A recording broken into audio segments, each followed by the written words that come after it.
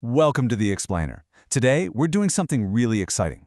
We are breaking down the real numbers, the hard market realities, and the long-term strategies behind the electric vehicle transition. Our focus for this explainer is to give you something incredibly useful to take away. A clear, purely data-driven framework to help you understand the true cost and utility of electric mobility. We're going to look far beyond that initial sticker price to uncover what this transition actually means for the market, for corporate fleets, and ultimately for you. Okay, let's dive right into this because it's a fascinating phenomenon.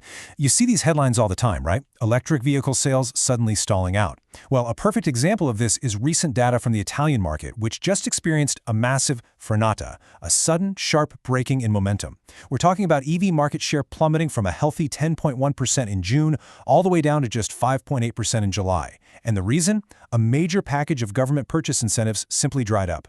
It instantly reveals just how fragile consumer demand can be when it's entirely propped up by one-off financial bonuses. So, here is our roadmap for today. First, the EV market volatility trap. Second, the fleet-first European model. Third, total cost of ownership explained. Fourth, smart charging and operational realities. Fifth, beating the fear of obsolescence. And finally, the final EV checklist. Section 1.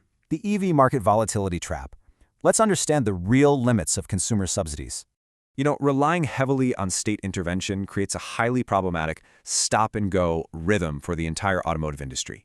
When we compare market approaches side by side, the contrast is honestly pretty stark. The Italian consumer model relies heavily on one-off financial bonuses. And what happens? This creates artificial demand peaks followed by really sharp drops, leading to structural instability. This bonus dependency trap actually stifles long-term infrastructure investment because energy providers just can't predict consistent growth. Conversely, the Northern European model, think Belgium or the Netherlands, prioritizes structural fiscal certainty, particularly for companies, and that insulates market growth from the unpredictable, shifting winds of private consumer confidence. Section 2. The fleet-first European model and how corporate fleets stabilize the transition. And this brilliantly illustrates what's going on behind the scenes. If you look at the breakdown of registrations across Europe right now, corporate fleets make up a massive 59% of the market. They act as this crucial buffer for the whole industry, mainly because fleet directors operate purely on logistical logic and tax efficiency, not on emotion or consumer sentiment. They provide the predictable, steady volume that stabilizes the entire market and eventually feeds a healthy used car ecosystem for everybody else. All right, Section 3.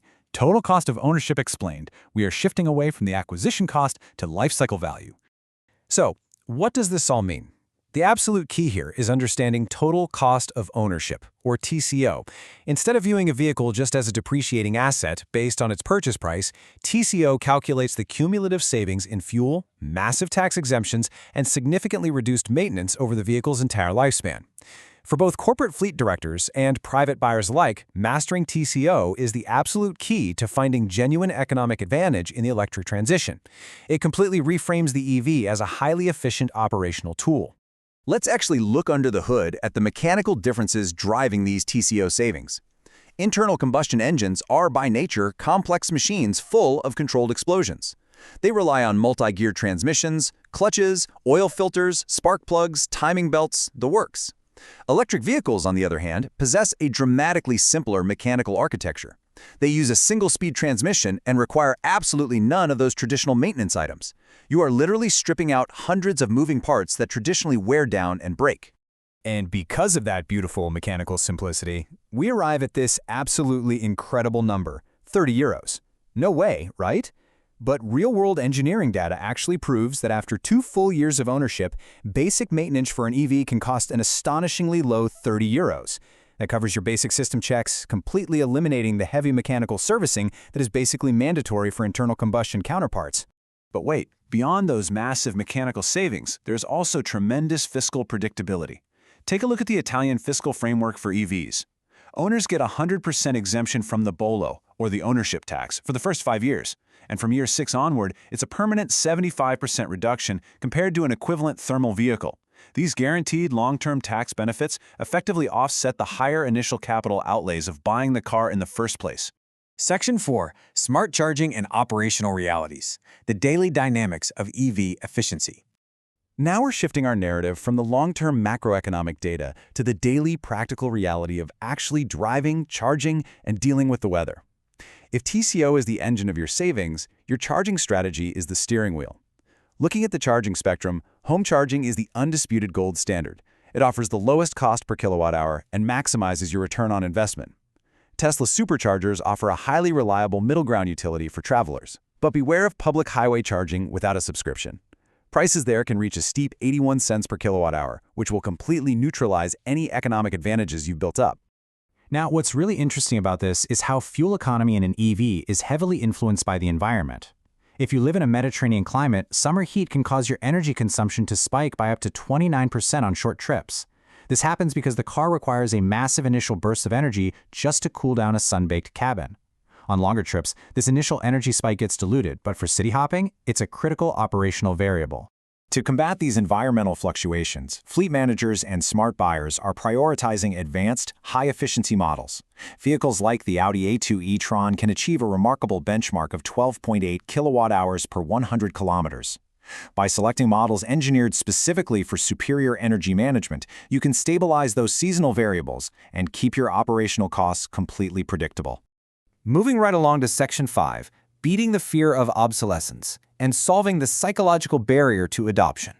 So, manufacturers are rolling out an incredibly diverse range of vehicles to meet different needs right now, from the 650 horsepower Hyundai Ioniq 6N for performance junkies to budget-friendly compacts from Suzuki aimed at the sub-€20,000 market. But despite all these options, there's a huge mental block we need to address.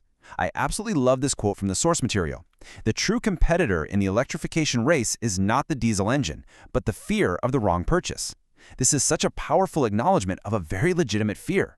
Buyers are worried about rapid technological cycles, battery advancements, and secondary market asset depreciation.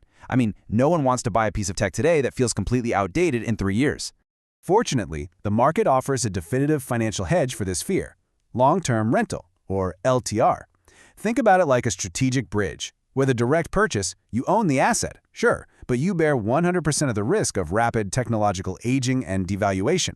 With a long-term rental, you don't own the car, but you transfer the risk of technological aging entirely to the provider via a fixed monthly fee. It completely solves the fear of picking the wrong technology. And whether you buy or rent, the ultimate value of a vehicle must be measured by its utility and mission profile, not just its acquisition cost. Look at this brilliant case study. Waymo continues to import Zikr electric minivans into the US despite extremely heavy tariffs. Why? Because the specific features, like sliding doors and optimized internal space, perfectly match their exact operational needs for autonomous ride-hailing. Utility overrides trade barriers and initial price tags every time. Finally, Section 6, the final EV checklist. Is electric mobility actually right for your lifestyle? We've talked through macroeconomic trends, massive fleet data, and intricate financial strategies. Now let's bring all of that down to earth with a practical, simple diagnostic tool just for you. Here is the engineer's verdict in 3 easy steps. Step 1. Do you have a home charging setup, like a garage or dedicated point? This is the single biggest factor for cost savings. Step 2. What is your trip profile? If the vast majority of your trips are short to medium, under 150 kilometers, you are right in the sweet spot. Step 3.